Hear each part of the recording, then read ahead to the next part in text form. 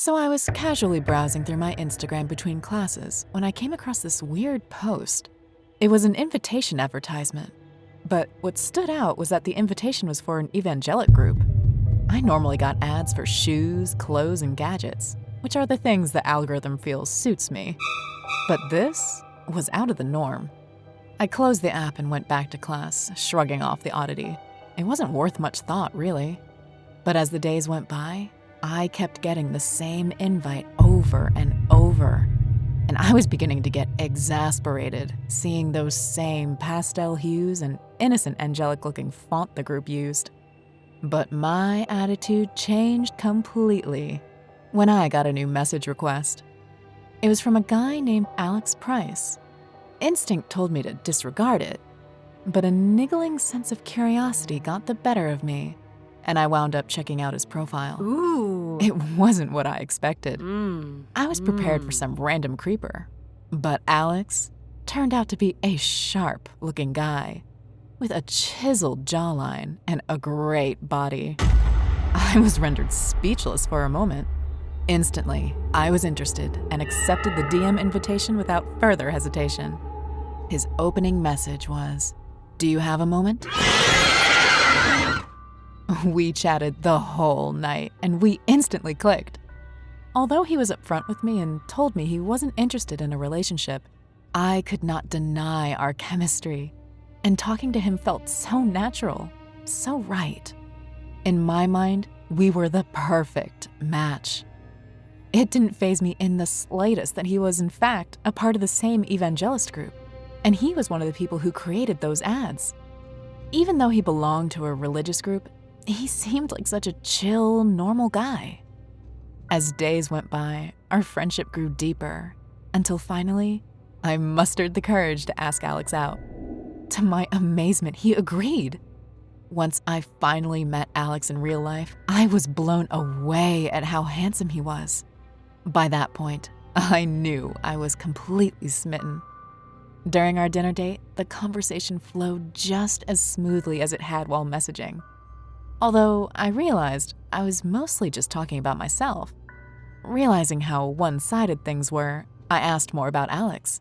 At this, Alex's face lit up, and he opened up about his time with the group, going on and on about his volunteer work at the church and how their community was different from any others out there. Now, I'm not a religious person, and my family isn't exactly the church-going type, but I wanted to be a part of Alex's world, and so I listened with an open mind. Once the night had come to a close, Alex proposed a second date, and I was over the moon. We agreed on the same time next week. Afterwards, I gushed to my best friend Beth about Alex, our date, and his affiliation with this new community. Having been brought up in a religious household, Beth became interested in the group and decided to check out the ad.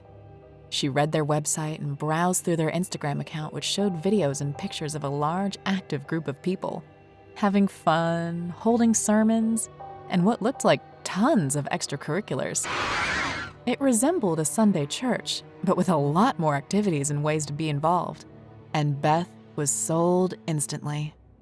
She clicked on the sign-up sheet on the website, where she had to fill in all of her personal details, and even upload a picture of herself and one of her ID card. It struck me as a little odd how much info they wanted from her.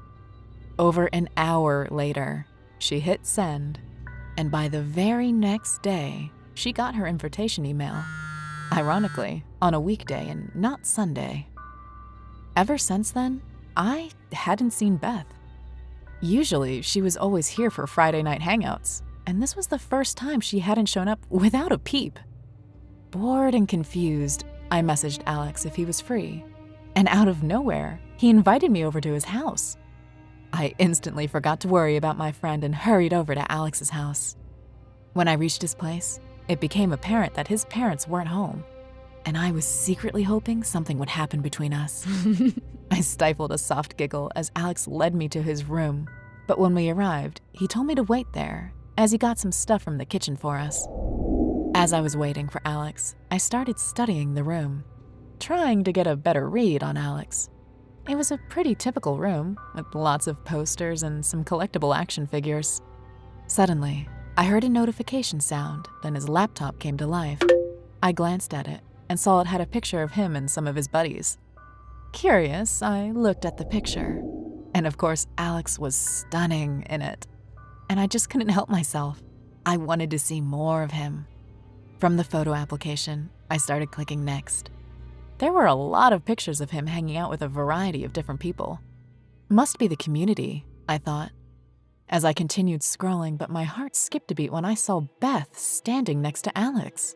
So that's where she got to, I mumbled under my breath, and reasoned that Beth had probably been initiated into Alex's group, along with a few other people in the picture. The laptop chimed again and I saw the chat notification. It read, "We're ready for this Sunday. Come and we can appease him." The rest of the message was cut off in the notification bubble. I was tempted to open the chat, but felt like that was too much of a breach of privacy, even as I continued to peruse his pictures. As I clicked on the next picture, I saw a video of Alex and a couple of his buddies drinking something. But what put me off was the robes he was draped in. He was wearing a red and black oversized tunic. But even more unsettling, towards the end of the video, Alex raised his right arm to reveal he was holding a dagger. What the hell? Instinctively, I clicked on the next button, which revealed a video of a man being brutally cut and flayed in front of me. A noxious mix of warm acid churned in my stomach. I recognized the man from the initiation photo, the same one with Beth. With trembling fingers, I clicked on the next video. It too showed a person being cut and flayed brutally, but I was too petrified to scream or cry when I saw who it was. It was Beth! My hands shook violently, but I somehow managed to click next, where I saw the ID card of the sacrificed man. On the picture next to it was Beth's. The very last picture turned my whole body cold. It was my ID. Now, fearing for my life, I checked his messages, and scrolling up, I saw the previous message sent by Alex. "I have her in my room now. We'll bring her and the others to you soon. Have everything for Sunday."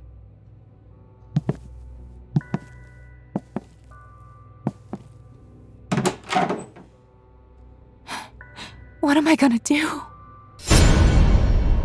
Subscribe today or beware.